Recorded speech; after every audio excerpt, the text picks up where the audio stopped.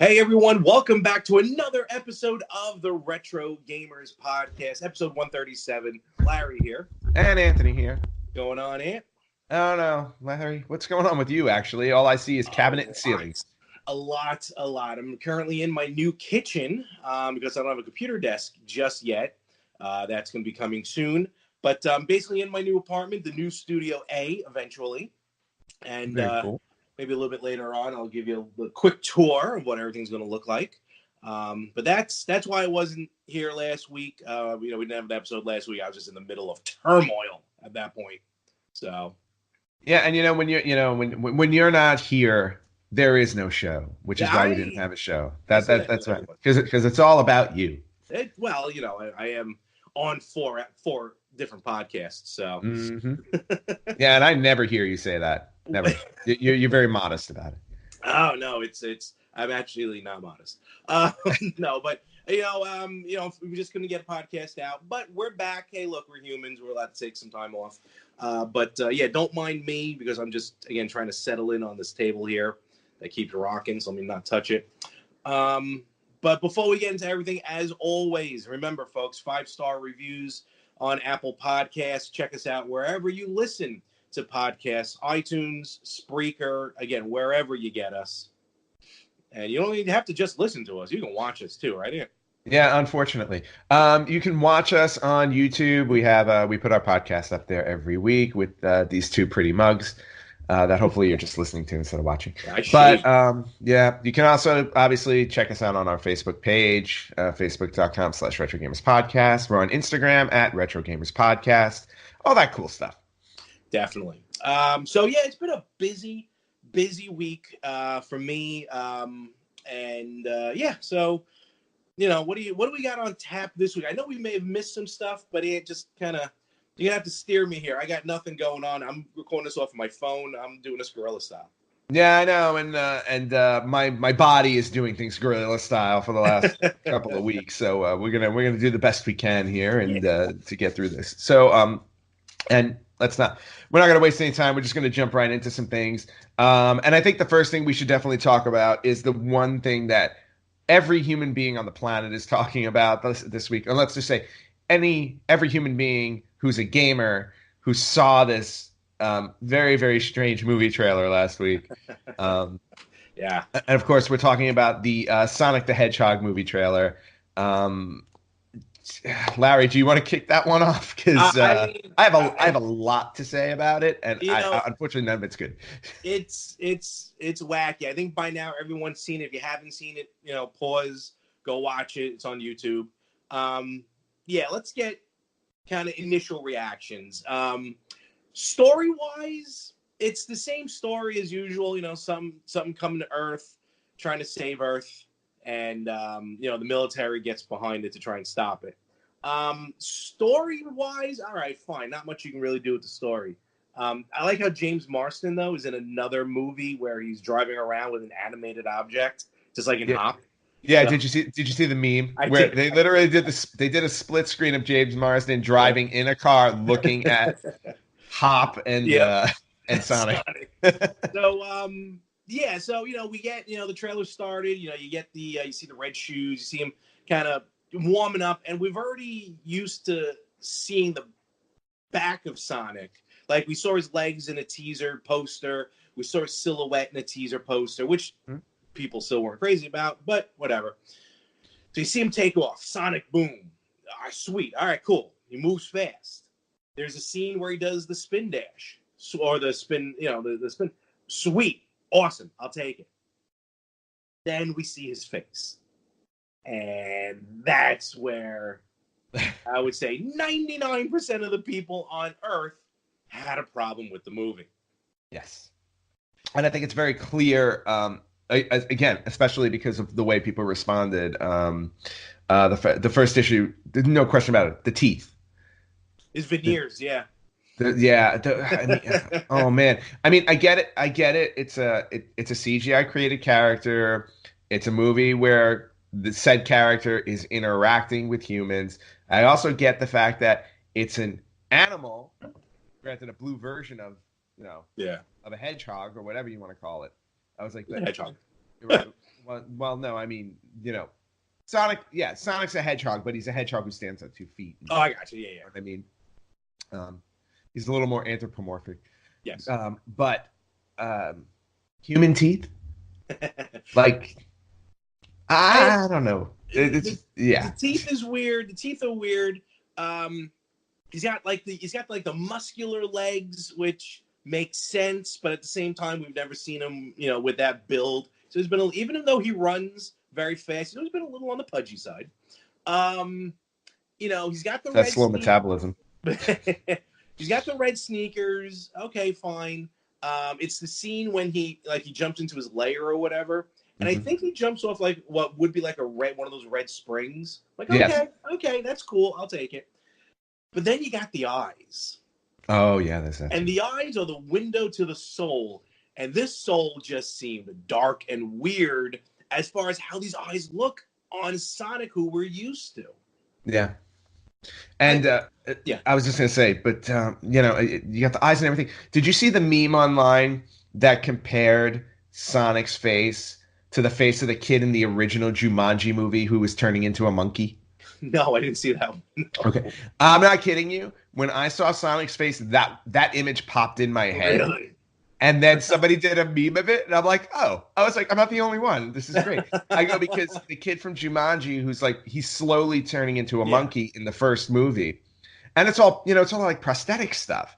And I swear to God, it's like you can literally swap the face off of Sonic onto the kid from Jumanji. And it's like almost perfect. I gotta find that one. Yeah. No, I didn't see that one. So before we get into like the whole Sonic thing, let's talk about Robotnik for a moment.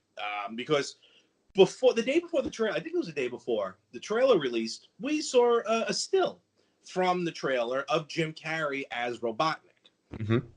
Now, we all know Dr. Robotnik, Dr. Eggman, whatever you want to call him, as this overweight, egg-shaped, bald, wacky mustache loon.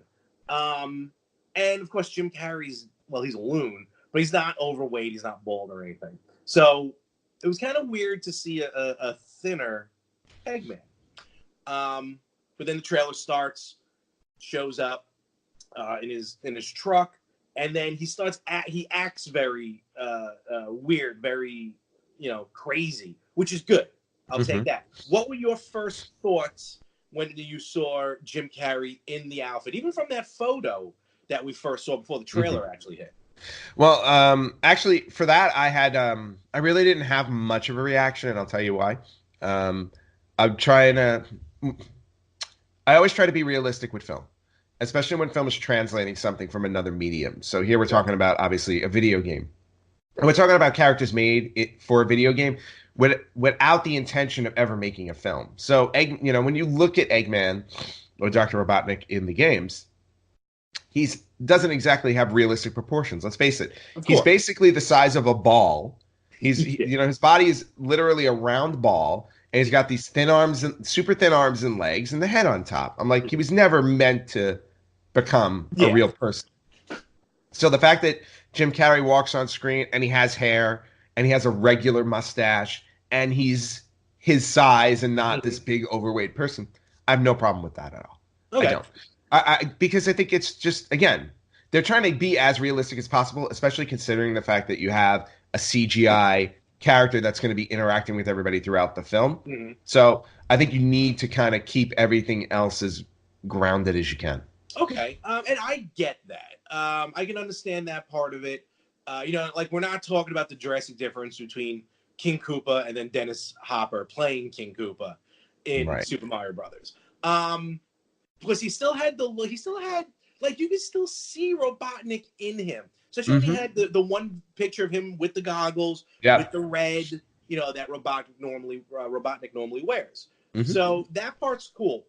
Still, a little bit of me, it was like, it would have just been nice because me being me, how even if it was like a 1-to-1 translation, I'd be totally in on it.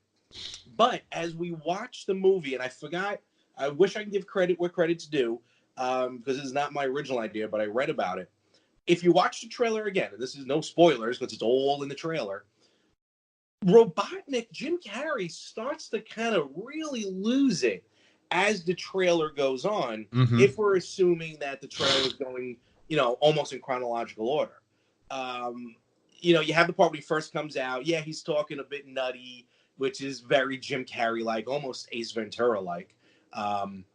Then someone calls him basic, which is very Canadian. I thought that was pretty funny. Mhm. Then he has the part where he puts the glasses on, but the glasses are a bit crooked. Yeah. So, all right, that's kind of weird. He gets like electrocuted a little bit, so he starts losing it. And the part I want to point out is, I don't know if you saw it all the way through, because it took me like the second or third time to watch the trailer when I caught it. At the very, very end of the trailer, the screen starts to like go wonky. And then all of a sudden, you do see Robotnik, bald, with that huge mustache in what looks like a field of mushrooms. Yep. So that's why I think, and it makes sense, maybe he does eventually get to that point where he does turn into the Robotnik that we know, just out of pure, what's the word I'm looking for? Because I don't know what it's going to be. He just loses it throughout the movie. Yeah. Well, you remember, do you remember the movie Dodgeball? Of course. Dodge, dip, duck, dive, and dodge. Yeah, Duck, Dive, and Dodge. Do you remember what happens to Ben Stiller's character at the end of the movie? Yes. Yeah, where he just loses it and all of a sudden he's like 400 pounds. Yep. So I think there's definitely a potential for that to happen. But talking about Jim Carrey's performance, now I don't think the trailer's in chronological order. I don't. They usually aren't. Yeah, they're usually not. But one of the things about the trailer that kind of made me take a step back was Jim Carrey's performance, because I'm literally sitting here and I'm like, I feel like I'm watching a trailer from 1993. I'm like, because this is old school, like really old school Jim Carrey. Like you said, Ace Ventura is the perfect way to bring it up. That is exactly what it reminded me of. But it didn't remind me of it in a good way. Oh, really? And no, because, I mean, back in the 90s, I loved Ace Ventura and I thought it was great. And I thought the performance he did was great. I was like, but now in 2019, him doing the same thing, not only does it like feel like a callback, but kind of I don't want to say the word cheap, but I feel like it's just a lesser callback. Okay, a lesser callback to that, paired with the weird looking Sonic and all this stuff.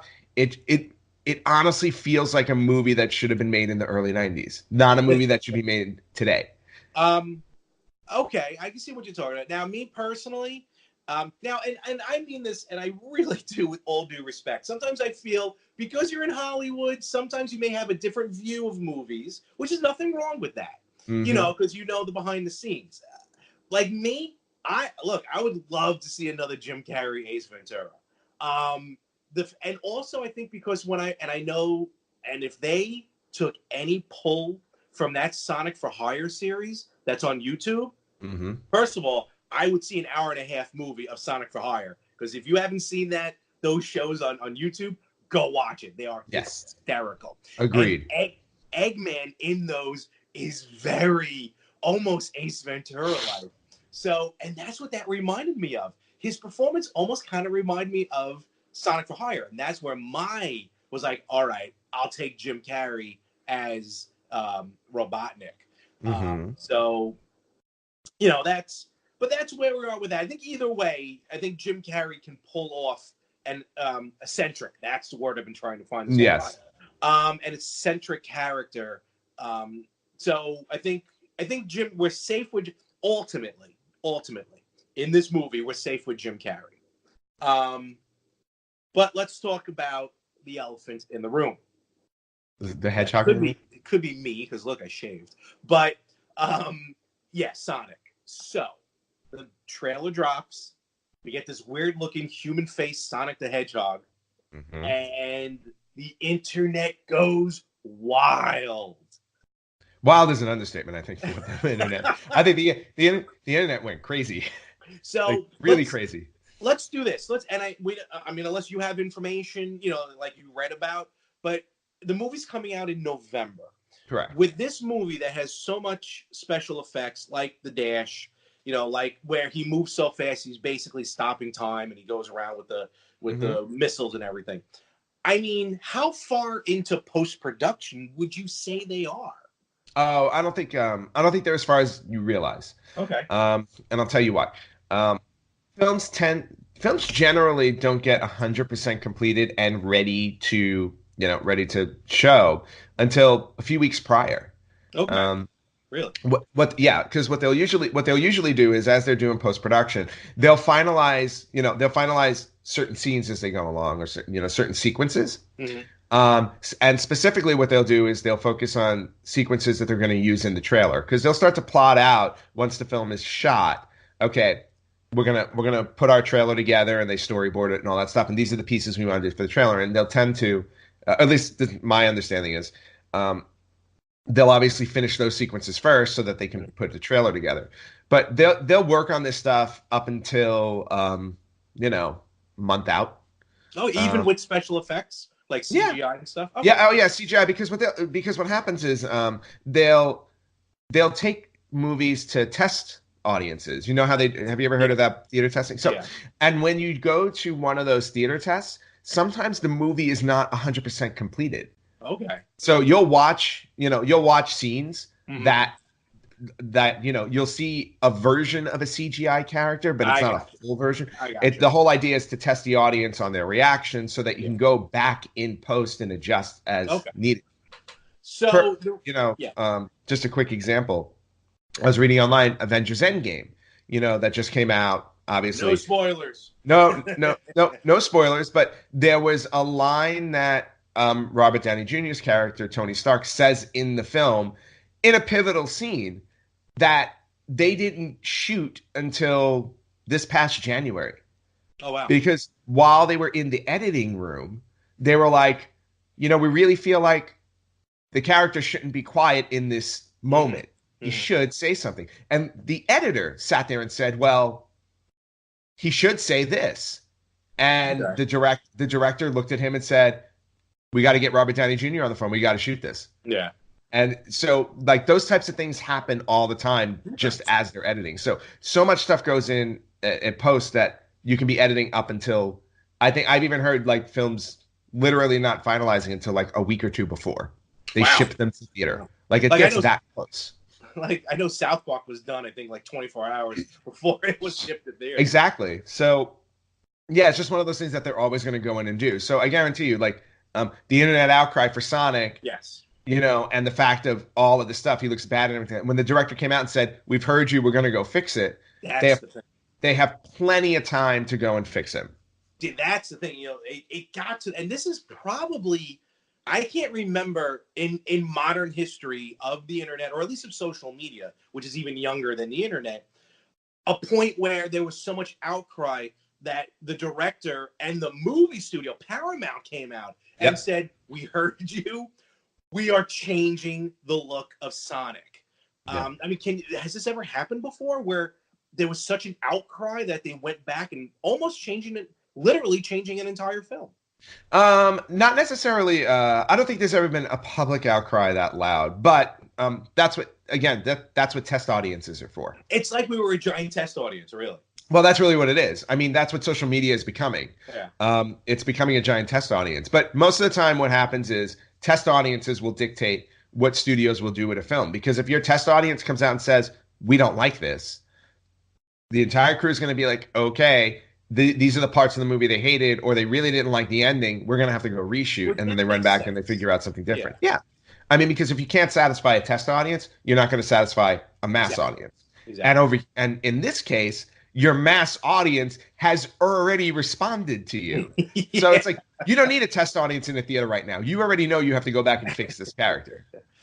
So let me ask, though, the fix. We don't know what kind of fix. Now, look, again, me being me, just pull Sonic straight out of the video game and put him right in that car seat next to James Marsden, and I'm happy with it. I think they're probably going to go with a more like maybe Sonic Adventure, Sonic 06 look, where he's still tall. Well, tall. He's not as frumpy. And probably give him the bigger shoes. And I think the biggest problem has been the eyes, because in the video game, his eyes connect. They actually connect. Like, Yeah. Now, look, I get where they're coming from, where they want to give Sonic more natural look, even for an animal. because no animal's eyes connect like that. But considering the fact that he's technically an alien and he's Sonic the Hedgehog, I think they can get away with it. And there's been memes out there where people would just, in the same scene, take Sonic the way he is, like the one when they shine the flashlight on him, he's like, meow. Him, and then someone just put like Sonic 06 Sonic in it, and it looked way better. Yeah. Well, your thoughts? If they're smart at this point, especially if they've already come out and said, we're listening to you guys and we're making adjustments.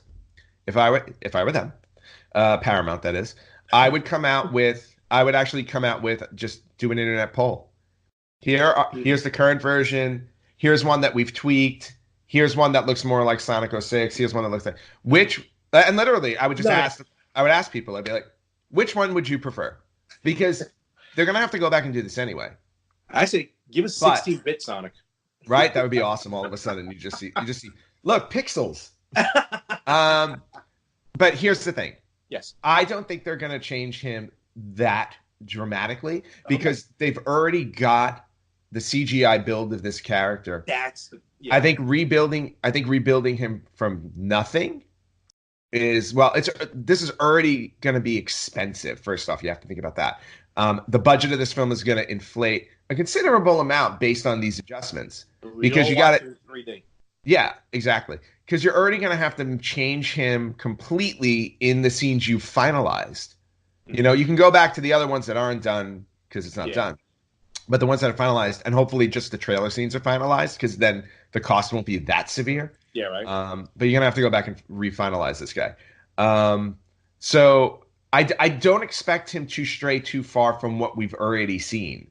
I think that they're going to play around with the features a little bit to kind of soften it up and make it look a little bit more like the character from the video game, and less like this human hedgehog-y monkey hybrid thingy that they're going with. That I don't know. I don't know. And so, I mean, time will tell what they're going to do. But there's a lot at stake here because I think Paramount is really hoping on this becoming a very successful franchise for them, or film franchise. And you're not going to be a successful film franchise if the outcry is like this already from just a trailer. Honestly, if you know what Sonic was making, can you imagine what Tails would have looked like? If the movie? Somebody already did a meme of that with like that weird fox character. Oh, down the line. Yeah. All right. And then my final question on this topic is, do you think this is a precedent now? The fact where if we see a trailer and everyone starts complaining and moaning about it, like, is this the new, what's what I'm looking for? Like the new test, are we the new test subject? Social media, the new test subject, where now this may be a new thing? I'm going to say probably not. Okay.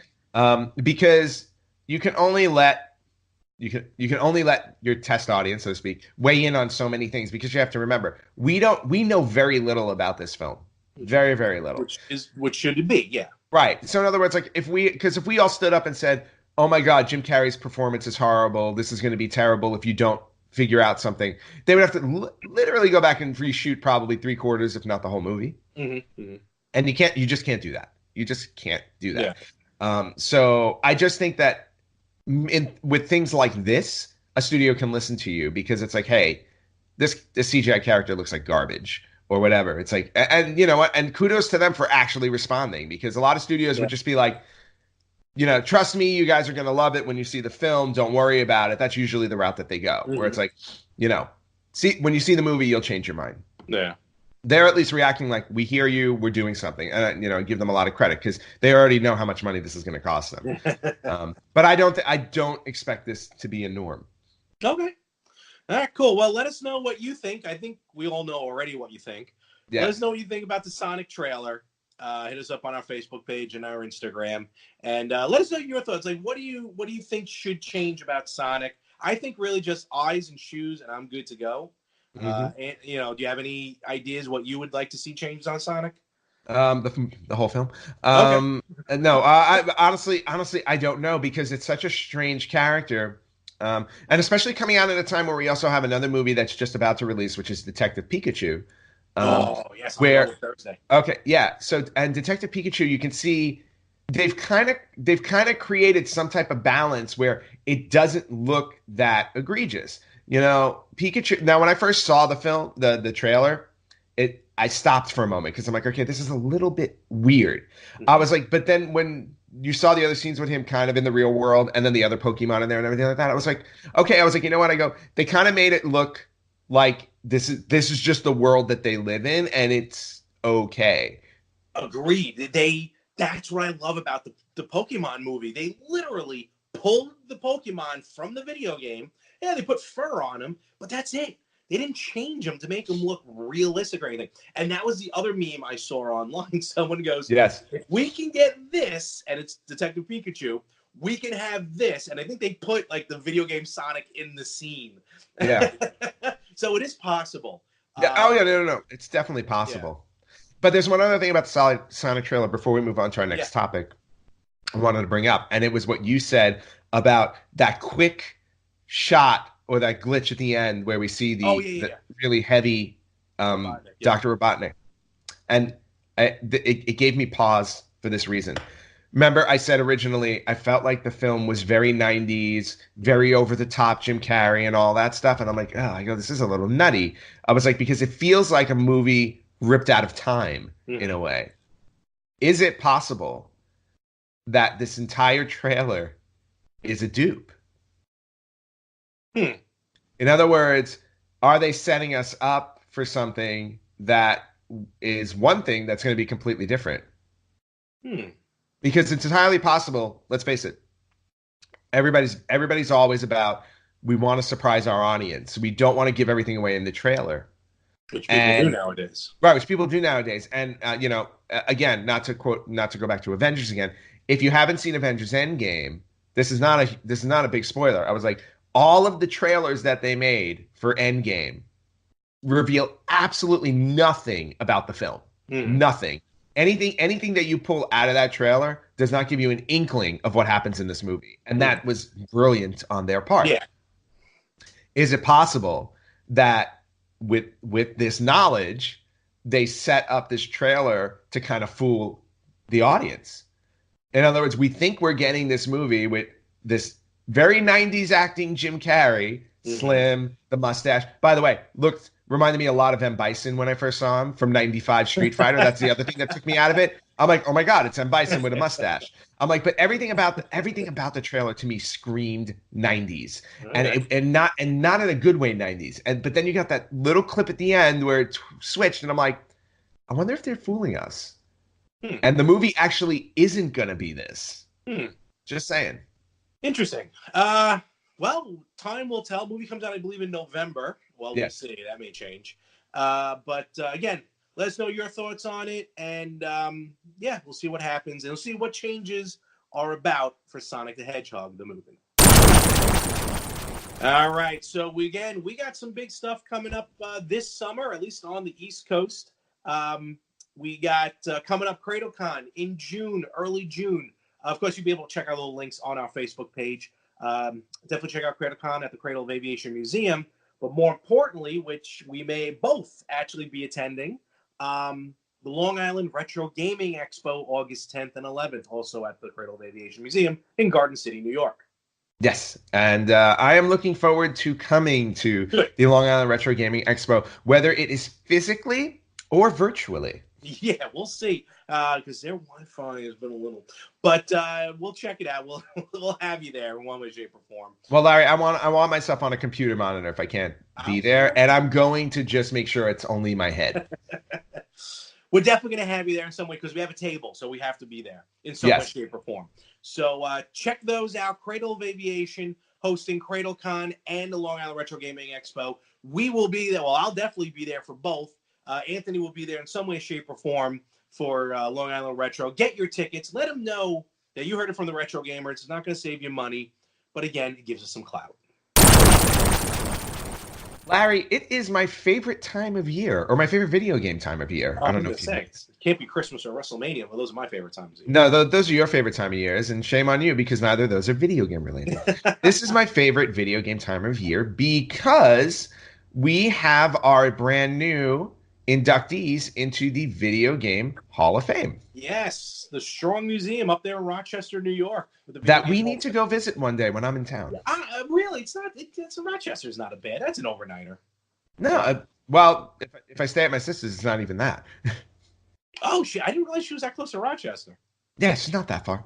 Oh wow. Okay. At least I don't think so. Whatever. Anyway, bottom line is that I know somebody who lives close to Rochester. Bottom line is the World Video Game Hall of Fame has announced their 2019 inductees into the Hall of Fame. And we got some really good ones this year, and we're going to go through them. Now, granted, I don't know if you've heard the last couple of years we've been announcing the Hall of Famers, and they've been some really like heavy hitters.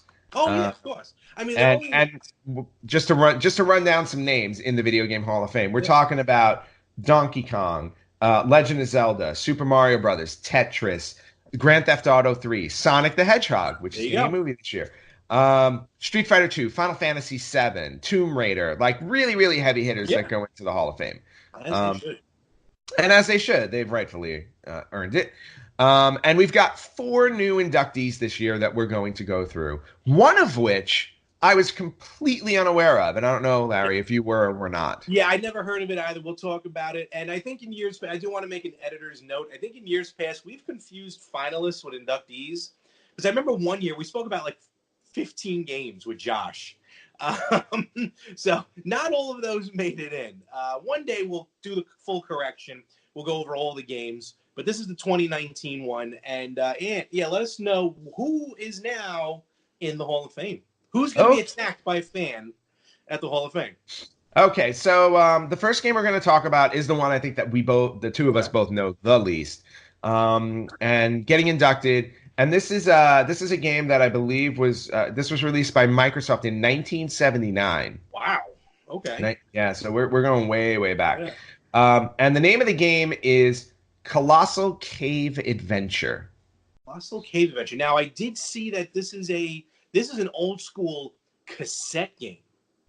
Yeah, the game is a cassette tape. Like an audio cassette. Like an audio cassette. Yep. If you're listening or watching and you don't know what an audio cassette is, you can very easily Google it. Hey, look. Way too young.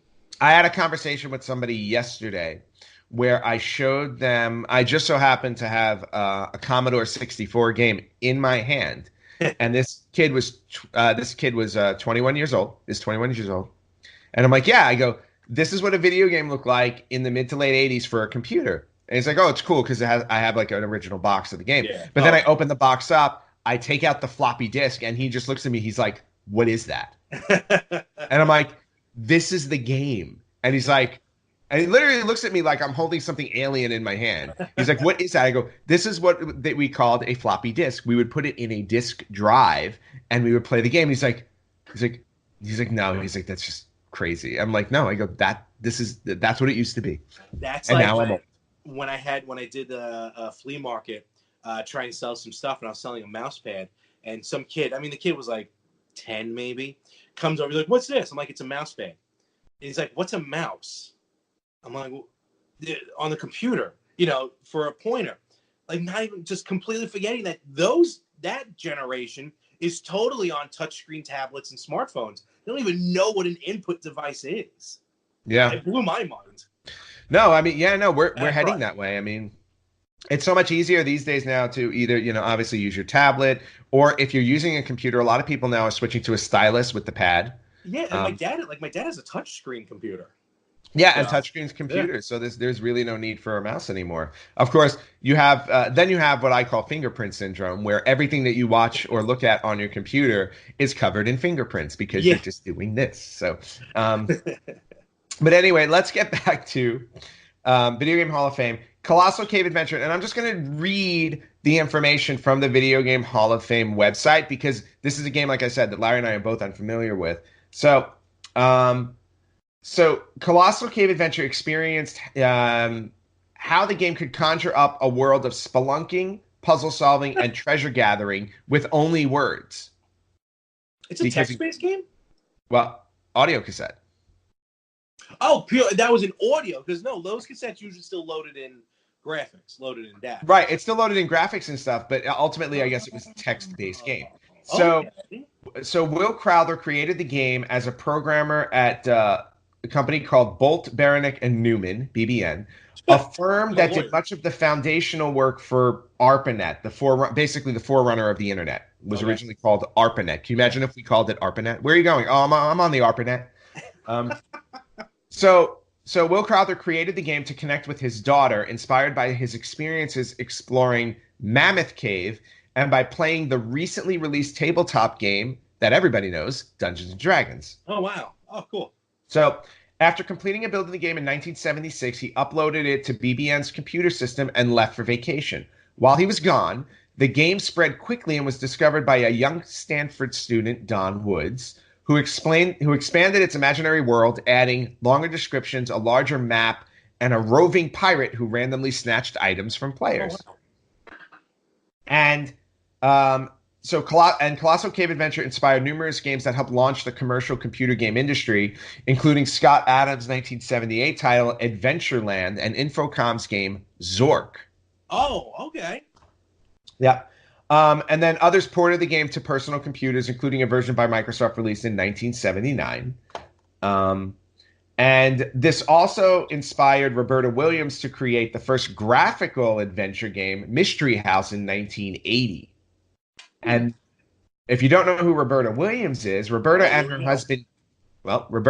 husband Ken founded the pioneering computer adventure game company that we all know, called Online Systems, which later became Sierra Online. Oh, wow. Okay. So without this game, we may not have gotten Sierra Online. Good stuff. Yeah. So Colossal Cave Adventure is basically like it's a map. You're exploring caves and you're trying to get treasure and stuff like that and collect treasure. And they add obstacles along the way, but it's essentially a text-based adventure game. Mm-hmm. And without Colossal Cave Adventure, again, we may not have gotten, basically all the text-based adventure games that we love. Oregon Trail, of course, being the most famous of them. Damn that dysentery. Well, yeah, I always die of dysentery, man. I'm worried it's going to happen in real life. Because that's where we're at. But anyway, Colossal Cave Adventure, again, and on its 40th anniversary, no less, 1979 is when it was essentially released. So 40 years ago, we got this game. It is now officially a Hall of Famer. So congratulations to Colossal Cave Adventure. Very good. Very good. We're going to move on. All right. So the next game that got into the Hall of Fame, also a PC game and a game I can almost guarantee anybody in our generation who owned or worked on a computer, there's no question about it. Almost everybody has played this in our generation.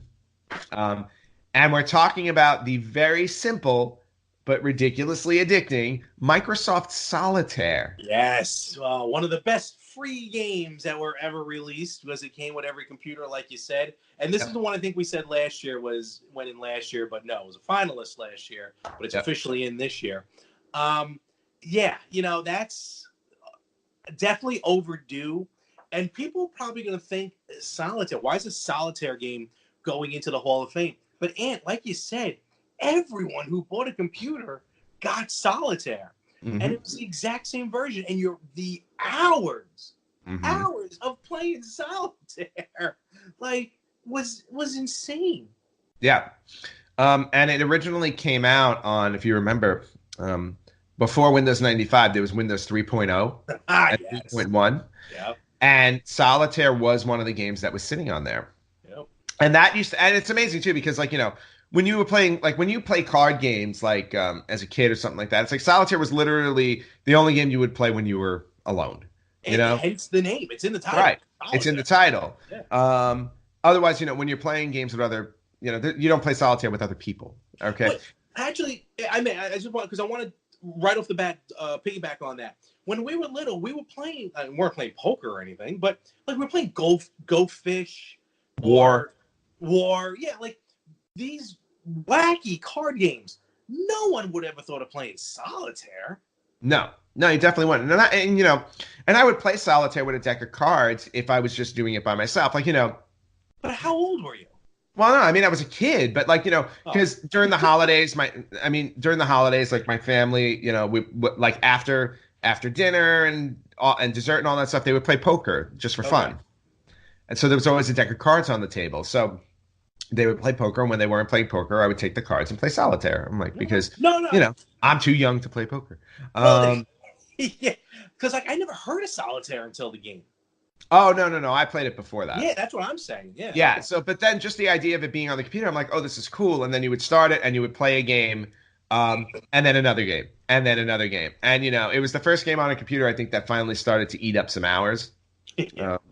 And I'll always remember that you were able to change the deck of cards. Yes. Because the deck of cards, like the image on the deck of cards could be like, they had like maybe like 8 or 9 options or something like that. Mine was always the mountain at midnight with the moon. Yes, yes. That was always my deck. That was the best deck. But anyway, I mean, yeah, just a very simple game that everybody owned. And to this day, if you own a computer, do a search in your computer for solitaire. It's probably there. Like Probably, even today's absolutely. computers, like if I decided to dive into my computer here, which has Windows 10 and all this stuff, and I do a search for solitaire, I'm pretty confident it's going to pop up. Awesome. Awesome. Well, So yeah. So and again, created again information from the Hall of Fame. So who created solitaire for the PC that became so popular? It was an intern at Klondike. I'm sorry, the Klondike version of solitaire. I'm sorry. Programmed initially by intern Wes Cherry with a card deck designed by Susan Kerr. Interesting. Yep. Not only did it give users a program they immediately understood, but it also taught them how to use a brand new computer device. The mouse. The mouse. That's right. I didn't even Because think of that. the mouse was brand new with Windows 3.0. Before that, everything was DOS. Oh, Everything was DOS related, and you would just type in yeah. the commands. I didn't even think of that. That's Yep. wow. Okay, that's cool. Yep. So apparently, Yeah, because double clicking. Okay. yeah, play is the brain's favorite way of learning, and what better way to learn how to use a mouse than by clicking on cards? Yeah. Huh. Oh, and interesting. I have been corrected. Windows 10 does not have solitaire because Microsoft distributed solitaire on every version of its operating system from 1990 through Windows 8.1 in 2013. Wow. And has since made the game a downloadable title. Oh, okay. So you can download it to any computer. It is in there. It's basically just there waiting for you. Okay. So That's cool. yeah, so Microsoft Solitaire, again, if you haven't played it on your computer or whatever you own, I'm sure tablets and stuff don't have it. But if you have a computer, do a search for it. You'd actually be surprised at how addicting it can get. I got outside of the regular Solitaire, just for me, my own personal experience, I got addicted to Spider Solitaire when it came out on the computer. Yeah, my dad started playing a lot of Spider Solitaire. I like Tri-Peaks Solitaire personally. Tri-Peaks was another one that I loved love too. Tri-Peaks. That one was really fun. But yeah, old school Solitaire, good stuff. Yep. Congratulations. Yep. Okay. Now we're starting to get to the heavy hitters. All right. And these are games that, again, these are games from our childhood that we definitely played on our consoles, Okay. hands down. So the next game that got into the Hall of Fame is currently a game that just released a brand new title. And considering the fact that this game originated back in 1992, we're talking about 27 years of video game franchise history here. Mm-hmm. That's how impactful the first game was. In fact, the game was so impactful that it is responsible, almost single-handedly, for giving us the rating system in the video game industry today. Yes. And of course, we're talking about the bloody, the brutal, the techno-driven movie franchise, Mortal Kombat. Mortal Kombat. Yes. Yes. Oh man, Mortal Kombat. That literally, like you said, was a game changer. Yeah, The absolute game changer. Released in 1992. Again, one-on-one martial arts fighting game, similar to Street Fighter, but man, did they separate themselves from Street Fighter by throwing blood in there Yep. and fatalities. Which, if you don't know what the fatalities are, man, you gotta look that stuff up. Pure gore. Yeah, just gore for gore's And sake. Way violent. And what made it different as well, not only that, it was digitized humans. Like Yep. they actually got actors. You use the actors, and that that even brings a little bit more realism. At least in '92, it did more realism to it. When Sub-Zero's ripping the head and the spine out of somebody. Yeah, because there's nothing more fun than ripping the spine out of someone. That's what I've heard. And the fact that it did create the ratings board, I guess that's an argument into itself, whether that's, helpful or hurtful. I guess that can go the same with the MPAA rating board or whatever. Right. But that's a whole nother subject for a whole nother time. But Mortal Kombat was just, I remember when that first showed up, like at the beach club where we used to go to, me and my parents. I remember first Street Fighter 2 showed up, and that was like, what is this new game? And then Mortal Kombat came in, and like Street Fighter started getting dust because everyone started playing Mortal Kombat. So, well, I think that's when Street Fighter Championship Edition came out then too, to try and compete. Yeah, and it was. Granted, it was a great game. Street Fighter 2 is already in the Hall of Fame, and there's a reason why. The reason why Street Fighter 2 was put in the Hall of Fame first is it was really the first major one-on-one fighting game that was impactful in the industry. And Mortal Kombat was obviously the one that came after that was like, oh, you know what? Hold my beer. And out this came. Mortal Mondays. Remember those? When the new Mortal Mondays. So who's your go-to on Mortal Kombat? Who's your go-to? Always Sub-Zero. It was Sub-Zero at first for me, but then it was Raiden. Yeah, I loved Raiden. Well, here's the reason. I think a lot of reasons why people loved Raiden. It was easy to remember his move combos because he could teleport across the screen just by doing down up really quickly, and you were already on the other side of the screen. You'd be right. And then I think, and I think if I remember correctly, the charge across the screen was just back forward. Yeah.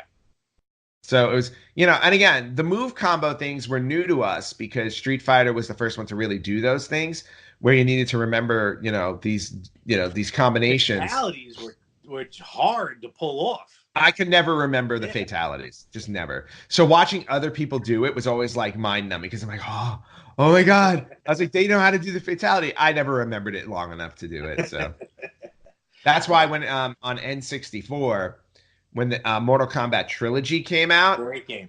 Yeah, and there was the secret menu that let you turn on one-button fatalities. That is how I managed to see all the fatalities because, again, back then, there was no YouTube, so I could not go on YouTube to watch all the fatalities. The only way that you were seeing these things is in-game. Yep.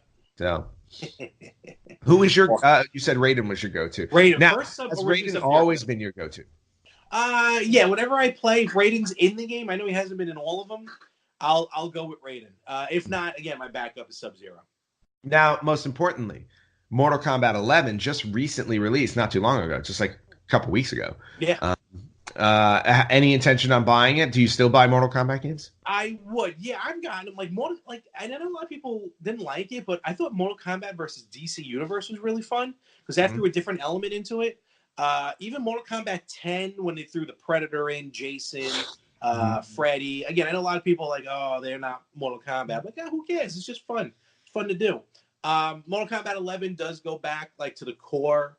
I will get it. Maybe not right. I'll wait maybe for the price to drop a little bit, but that's just moved. But it is definitely something I will eventually get. Yeah. Well, and the other cool thing about the Mortal Kombat games today is now they've managed to introduce a story mode. Yes. That has basically been that builds upon the whole mythology of Mortal Kombat. Don't mention mythologies. What? Yes. Mortal Kombat mythologies. Ooh. Yeah, we're not talking about that, but just the overall mythology. Like the video game actually has a very deep history now. There's a huge story in there. What I love about it is that you now play through a story mode and they build the fights into the story mode. So as you're going through the story, all of a sudden then you break into a fight. Not just that tower. That original tower. Yeah, the original tower that you would just play through. Yeah. I'm trying to remember if it's Mortal Kombat 11. It may be another fighting game, but I want to say Mortal Kombat 11, where they said if you want to unlock everything, every character, every costume, every move, it's either going to be like 3,000 hours of gameplay or like $2,000 of US dollars or something like that. Oh, you heard 2,000? I heard 6,000. Oh no, I don't. Maybe I don't know. Yeah, basically, you either have to give up your life or spend a ton of money to unlock everything. That's how deep this game is. Yeah. That's how much is in this game. And at this point, I will say that's a little bit absurd. And if it's too absurd for you, just go back and download the original Mortal Kombat and play that, because it's still I still have a blast watching that game play. Yep. And I love playing it. Or obviously pick up some of the other sequels. Like Mortal Kombat 2 was definitely an improvement on the first one. Mm-hmm. That one's the one I remember like the most fondly. Mm-hmm. Mortal Kombat 2. But then Ultimate Mortal Kombat 3 was excellent as well. So, yeah. Poor Striker. Striker. He was only in Ultimate Mortal Kombat 3. No, he hasn't been in any others. He may have been in one more, but like he's definitely like no one's really cared about him since. Well, he was definitely in Trilogy. I know that. Because Trilogy had them all. Yeah. But anyway, all right. So forget about Striker. But definitely check out Mortal Kombat, and congratulations to being in the Hall of Fame. Mm-hmm. And now we are getting to the last one. Yes. And you already know what this is, don't you? This one I do, yeah. Okay, so let's face it. Nintendo knows how to make games, right?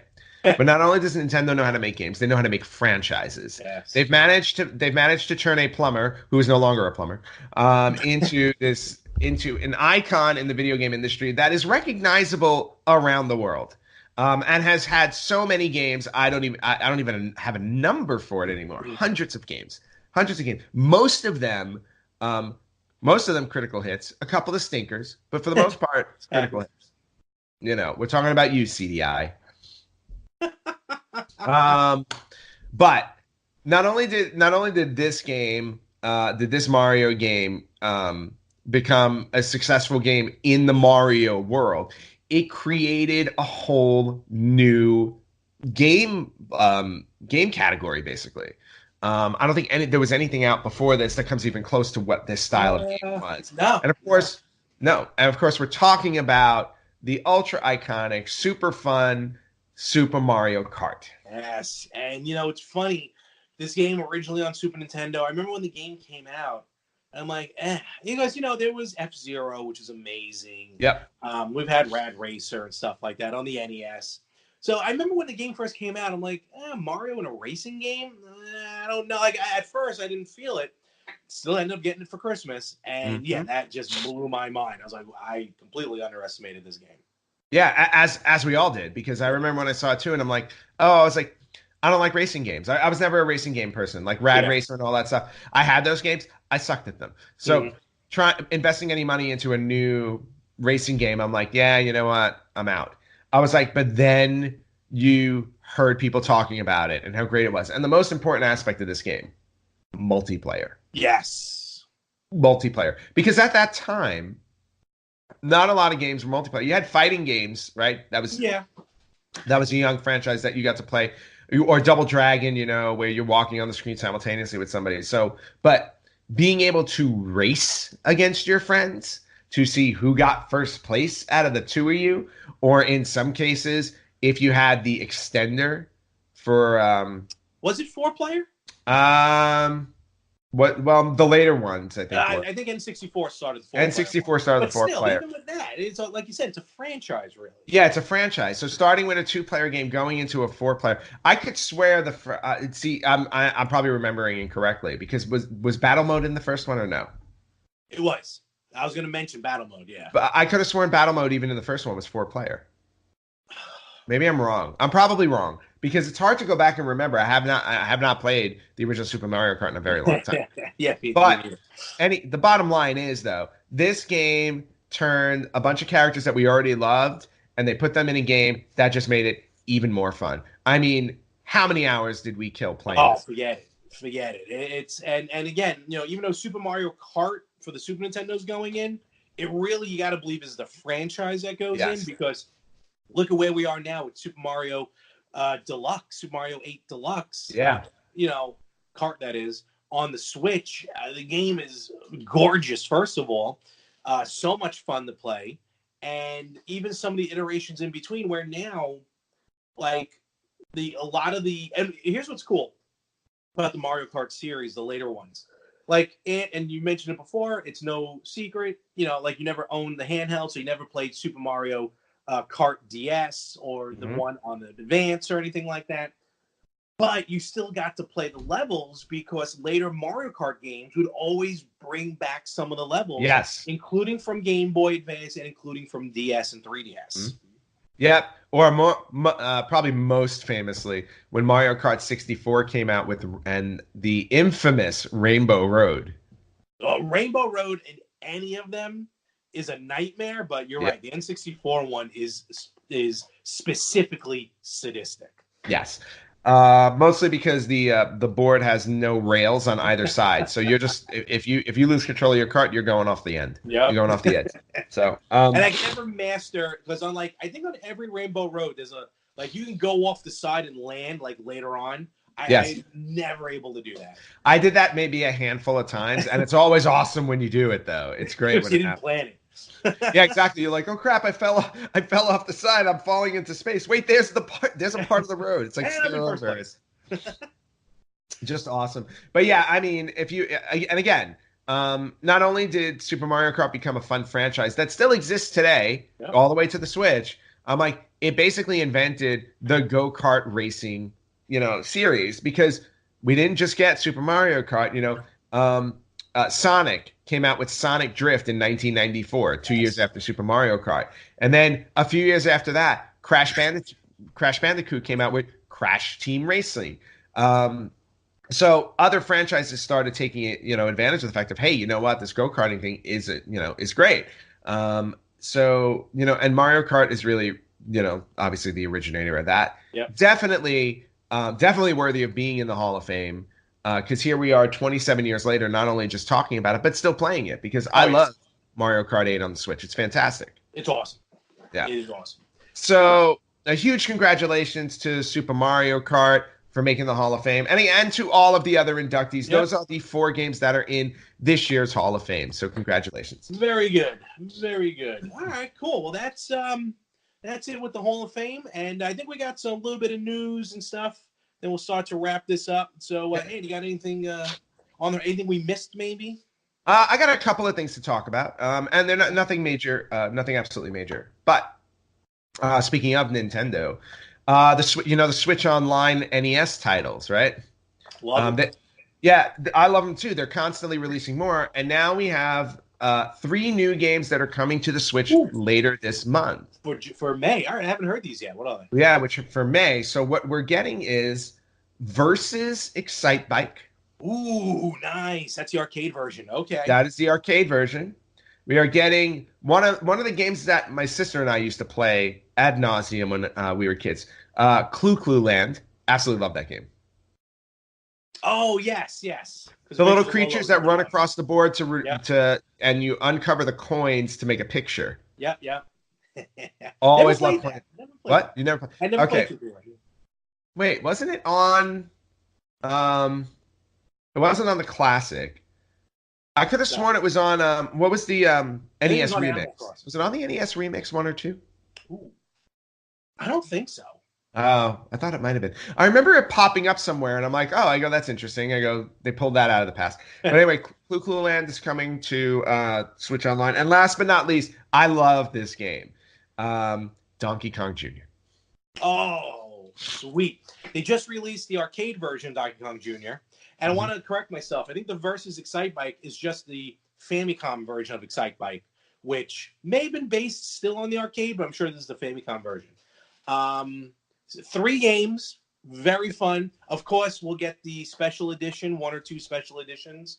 So I'm curious to know what those are always a surprise when they come out. Yep. All right, cool. I'm excited. I wonder if the Japanese version is going to get. Sometimes they get a different game. I'll have to wait and see on that one.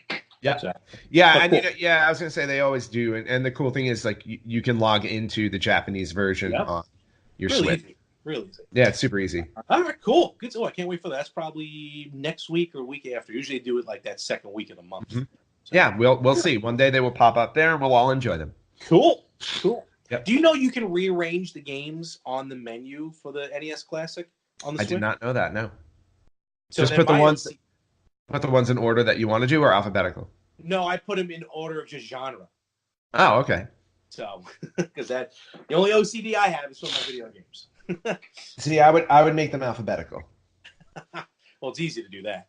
Yes. All right. Any other news? Anything else we got happening? Here? One other quick thing is we've been talking the last couple of episodes about VR, and you had just ordered the Nintendo Labo VR, right? Yes.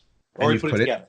And you've put it together. You haven't tested it yet, to my understanding. Oh no, I played it. Oh, you did. I mean, Okay. not to a full extent. I haven't tried the updates yet. Okay, but we know that the Labo, the whole idea behind the Labo is it's cardboard, right? So you have this cardboard created VR. I guess some people aren't that thrilled with the whole cardboard aspect of it. More importantly, not happy with the fact that you can't attach it like a headset, like the way Correct. VR is. It's like you have to hold it, and you're Correct. holding the controller like this, right? Yep. Yeah, which I mean, again, and the original sets, you did that. It's, you know what I mean? It's no big deal. Totally understandable. But, some people not a fan of that. So, just a bit of random news here.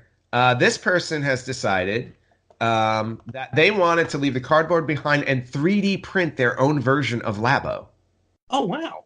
So they literally recreated the exact Nintendo Labo kit to 3D print, in was it plastic material or whatever it is the 3D printer does. It depends. I've seen people 3D print wood. So Right. So whatever they did, this looks plastic to me. So it's a 3D printed version of the Nintendo Labo VR set.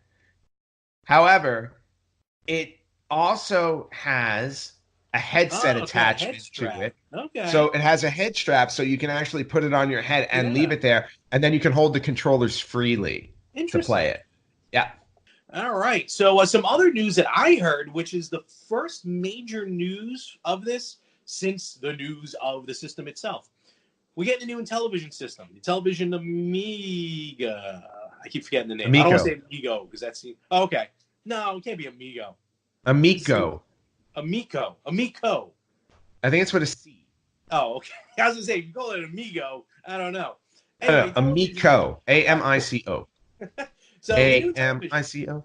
Sorry. The new Intellivision system is going to be coming out. We talked about it a few months ago. Basically, it's going to be a budget system. It's going to be a family-friendly system. Nothing, I think, over E rating. And every game on it is going to be exclusive to this Intellivision. And for the first time, we got some big news that we are going to be getting a brand new Earthworm Jim game from the exact same team that made the original Earthworm Jim. Mm-hmm. And it is going to be exclusive to the Intellivision Amico. And I am looking forward to it. So that's going to be big time. Yeah, that's a huge grab for them. Yep. I mean, if they're trying to find a way to sell this system, that is an amazing launch title. Yep. No, that is. I mean, whether or not it's a launch, we'll see. But it's definitely going to be on the system. I mean, I think you could probably do it for launch. I think it's. Well, they haven't even done the Kickstarter yet. So. Well, but again, if you're going to sell your system, I mean, let's face it. You need a kick-ass launch title. Earthworm Jim accomplishes that. No, but they are. Remember, when this thing launches, it's already going to have a ton of old Intellivision games on it anyway, with updated graphics as well and stuff. So they got a lot of stuff planned for it out of the box. Yes. But be that as it may, but whether it's a launch title that comes a couple months later, brand new Earthworm Jim, I've been waiting for that for a long time. And it is, I think, even if you weren't planning on getting it in Intellivision, I think this could be a selling point because the system's only going to be it's going to be under $200. Yeah, which is fantastic. Yeah. So, all right. So we're going to look out for that. And what I want to show real quick. So. It's how to fix a hat. Yeah, I know. It drives me nuts. Last week, I went to Schiller Theater, which I go to every couple of years. Anthony's been there last time. Yes, I have. It's a gathering of D-grade celebrities just to have a great time. And first of all, long story short, I tried to get for the better half, because there's really no one there video game related. But for the better half, I tried to get Tony Danza to do a drop for us. Hey, this is Tony. Welcome to the better half. Frank can do it so much better. On a side note, our super fan Frankie has already texted me about New York Comic Con. Tickets of course. Sale the day we record for pre-sale. So, So Tony Danza's management said no. So I was Of like, course. all right. So, and I get it. You know, celebrities, they don't know what the podcasts are about. I don't blame them. But John O'Hurley, Jay Peterman from Seinfeld, you Mhm. may know him as the host of the Westminster Dog Show, Oh boy. and he hosted Family Feud for a little while. He was more than happy for $75 to do a recording for us. And I got to tell you, it came out awesome.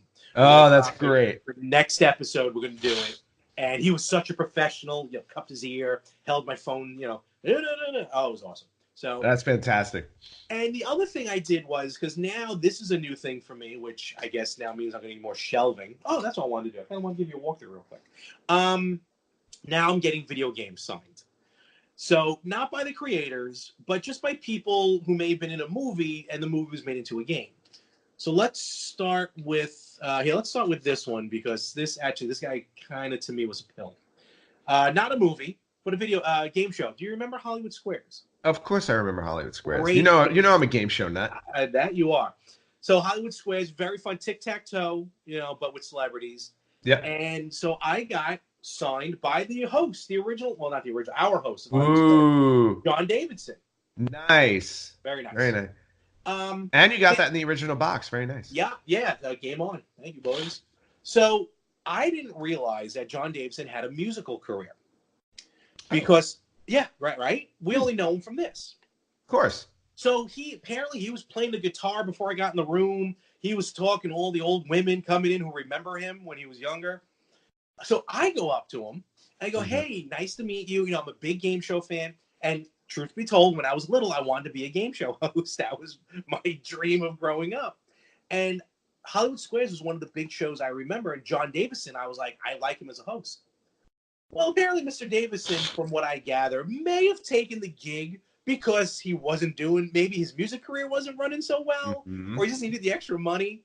He really wasn't interested in talking Hollywood Squares. Wow. Okay. He wasn't rude. He was not rude. Just didn't necessarily talk about it. So after he signed it, I go, oh, this is really cool. Like, it looks really good. He goes, yeah, you can sell that on eBay. I was like, all right, you have a good day, sir. Yeah. Don't meet your heroes sometimes. Wow. Exactly. So, all right, that was one thing. Well, and in his defense, you're the only person who probably considers him a hero. I wouldn't say hero, but I was just like, yeah, like because he was one of the first game show hosts I remember. No, I know. I'm teasing. No, I know. Okay, next up, Raiders of the Lost Ark on Atari. Yes. Karen Allen was there. Ooh. Not mostly for Animal House. So I go up to her. I'm like, hey, wondering if you can sign. And like, she looked like flabbergasted. She was like, what is that? I'm like, it's a video game from the 80s. I'm like, it's a terribly difficult video game from the 80s. It's a video game, but still, no, she was awesome. So that's fantastic. Yeah, that came out good in gold too. So nice, very nice. Cool. You know, she looked at it. We were talking about it. I'm like, oh, sweet, very nice woman, very nice woman. And then this is let me take it out of the cellophane because it made. Oh boy, this is my favorite. Chuck, it's your cousin Marvin Barry. You know that new sound? Listen to this. So he was there. Harry Waters Jr. I'm doing it slowly because there's nice. Back to the Future. Harry Waters Jr. So he played Marvin Barry. So they go, hey, where do you want it signed? So as usual with the NES carts, I do it on the bottom. Again, I'll show you underneath the label. So he goes, do you want his regular name and like Marvin Barry on there? I'm like, well, if you can fit, do both. First of all, Marvin Barry's dressed like his character from Back to the Future. Oh, God. Harry Waters Jr. To the point where he has his hand wrapped. Oh, that's amazing. The thing, very cool guy. Very cool guy. So I go, listen, Harry, if you can put both your name and your character's name, I'm like, I don't think you can, though, because I'm imagining he's going to do a big thing. He's like, don't worry. I got it. So he signs Harry Waters Jr., and then he signs Marvin Barry. All right, cool. Jokingly, I'm like, hey, while you're at it, can you write, listen to this? He goes, I'm like, you got no room. He's like, no, I got it. So he ended up putting the whole thing on. Nice. He was very cool. That's fantastic. And then those are the 3 video game autographs. I mean, I got George Weiner, played Colonel Sanders from Spaceballs. Nice. Got his autograph. John O'Hurley was actually selling Seinfeld scripts as well. Oh, wow. So I okay. got, and the first one on top was my favorite Seinfeld episode, the Kenny Rogers Roaster episode. Okay. And so he signed that. So that was cool. And, I got, I don't know where it is. Let me, You're moving. It's okay. I know. Oh, goodbye. No, it's not And he that. actually is moving out of camera view. All right. Larry, we can still see you in the lower left-hand corner, so you're just like wandering around looking for stuff. I know. Figure I'm showing everything else. You might as well show this was available. And then I got signed by the creator, Audrey 2. Nice. Feed me. And then he signed it on top. That's awesome. Yeah. Okay. So, so that was my A good haul. Chiller Theater experience. Very, very cool. And I was about to say, it doesn't feel like it's been a year since I've been to Chiller Theater, but it hasn't been. It's only been 6 months. Yeah, you went in October. Oh, this October is the 30th anniversary. They say they are planning some huge. Ooh, huge nice. stuff. I will not be flying in for that then. Fair enough. I don't blame you. All right, so that's it on that. Hey, you got anything happening? What is happening over here? I do not know. I will be in Las Vegas next week. All right. Next weekend. So I will be probably hitting up Gamers Paradise, which is my favorite video game store there, and also the Pinball Hall of Fame, which I always love going to. I will probably, and then the week after that, I will be in New York. Oh, really? Work? Yes. Yeah, because I am confirming my nephew. Oh, wow. Wow. Already? Yeah. Good Lord. I just did communion yesterday for my godson. I know. Yeah, and I saw the pictures, which is great. Yeah, I'm confirming my nephew, so I am. Very cool. Basically, I'm showing up just to confirm that he is in fact my nephew. But yeah, so I'll be in New York the following weekend to do that. Cool. So so that's basically what's coming up for me. Video game stuff. Nothing crazy going on this end. I have a ton of video games that I need to play. Absolutely no time to play them. Sure, you're doing something tonight. Oh, that's right. Duh. I'm getting too far ahead of myself. Larry, that wasn't subtle at all, but I needed it. I didn't know how to do that. It wasn't subtle at all. But tonight, as of the recording night, and I'll have a recap for this next week when we record, but tonight, as in Sunday evening, I will be going to the grand opening. Well, the grand opening's Monday. This is the what do they call it? Pre-opening?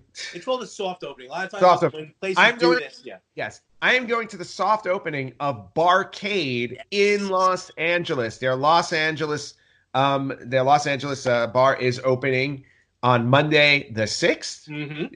But I'm going to the soft opening tonight on the 5th, and it's going to be a blast. Obviously, it's booze and arcades. Oh, I mean, you just can't go wrong with that. So I'm really looking forward to that. Big shout out to the guys at Barcade because it's the same guys from Brooklyn and the Brooklyn one that we went to. So huge shout out to them. Thank you so much for getting us on the soft opening list. Big time. I know Larry can't make it because he does not live here. So I will play twice as many games in his honor. But unlike him, I'll beat some of them. Well, we'll see about that. And Barcade, if you're listening, for crying out loud, open one up on Long Island. All right? No. Please. You go all the way to Brooklyn. So, definitely take some pictures, take some videos. I think they may have some pinball machines there as well. Ooh, don't hold me to that. Yeah, some places do, some don't. But some of the games and that's supposed to have look really sweet. So, again, let us know our field correspondents. And, looking forward to that. So... Yeah, just keep an eye out on our Facebook page. Larry, keep an eye out. Yeah. This is going to be happening, but we'll definitely have some information for it on our Facebook page. Cool. I'll do some live streaming there, which will be archived, obviously, by the time this episode drops. But you can check out some video and photos on our Facebook page. Definitely. Hey, curious. This is weird. What? What is weird? I'm looking at Raiders of the Lost Ark. Yeah. There's a asterisk. Oh, interesting.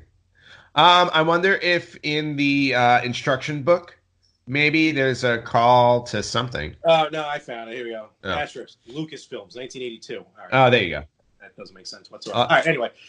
Cool. All right, so big stuff happening for us. Ant, have fun tonight. I'm really looking forward to how that one looks. Thank you very much. I do wish I was there. And glad to be back. We're going to be next week should be back to normal.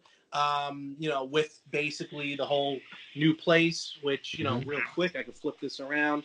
Oh, yeah. And, that's still what I got to do. All the way back. That's there, a lot. All the way back there will be my podcasting.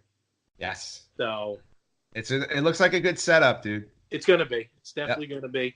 And so with that, let me get out of the light. I'm going to let you go because I also have to buy Comic-Con tickets now. All right, you go buy your Comic-Con tickets, and we're just going to wrap this up, and we will do this again next week on the Retro Gamers Podcast.